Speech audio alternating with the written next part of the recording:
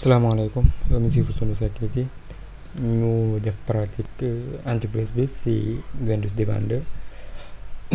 boo xoolee boo duggee sa Windows danga ko fekk fii la ci ëpp ndax dañ ko désactiver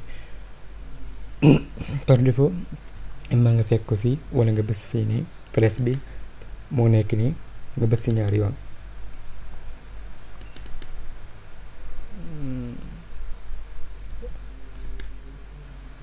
ñëw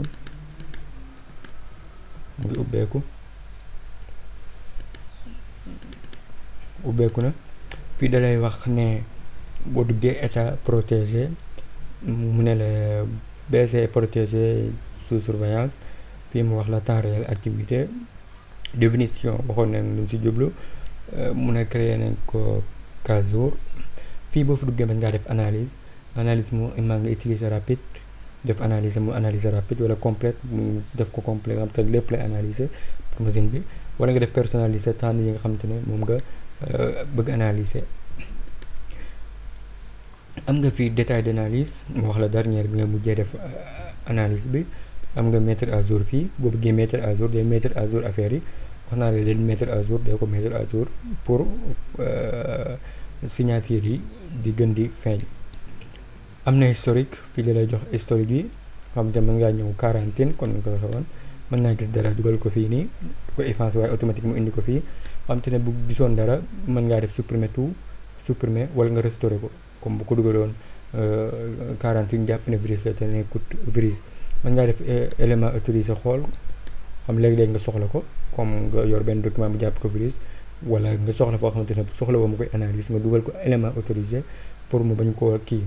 bii mooy tous les éléments détectés mën ngaa def afficher les détails fii dara nekku fii tamit moo tax aide boo bëggee aide après ñu dem paramètre bu ñëwee paramètre fii ngay def ouvrir kii bii activer ko protection en temps réel fii protection dans le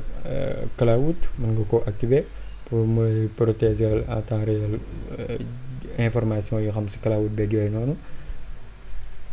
mu lay envoyé automatique yi échantillon yi mi maa ko désactivé woon pour man bëgguma comme yenn information ñu koy envoyé Microsoft. maa ngaa def exécution imaginaire comme nga yoru benn document comme bii la mu am lu si nekk te ragal nga ne entreprise bi analyse ko di ko lekk ak yu demee noonu wala benn document mën ngaa def ajouter une exécution boo defee ajouter une exécution comme boo xoolee comme fii nii bu ma defee fii dama ko doon essayer xool comme boo defee fii def crack fii nii xam te ne document nga xam te ne moom laa bind crack bu excès moom du ko kii nu ngi koy waxee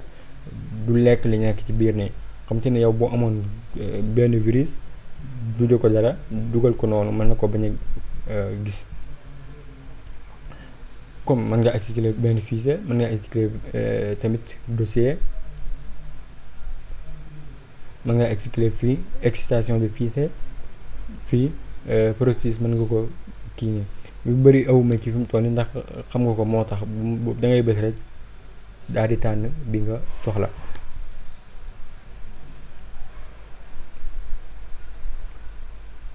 notification fii da lay wax ne mu lay envoyer notification pour mu lay aider ci intégrer votre PC pour si soxla nga notification yi mën ko activer Windows Defender offline Windows Defender offline vous aider détecter votre première aide de définition bi day analyser hors connexion xam naa mu day analyser yépp fii ay information nga lay jox ci suuf version yeeg yu demee noonu nga gis ne comme antivirus bi nii la mel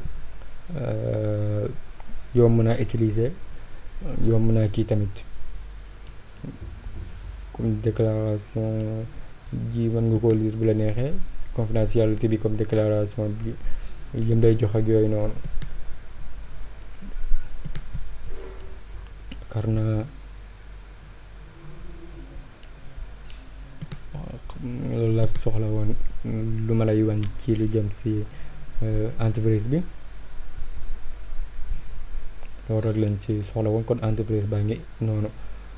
sàkku seen ngeen abonné suñu chaîne YouTube bi partage vidéo yi ngir ñeneen ci ñu si. Wasalaamaaleykum wa rahmatullahi wa barakaatu.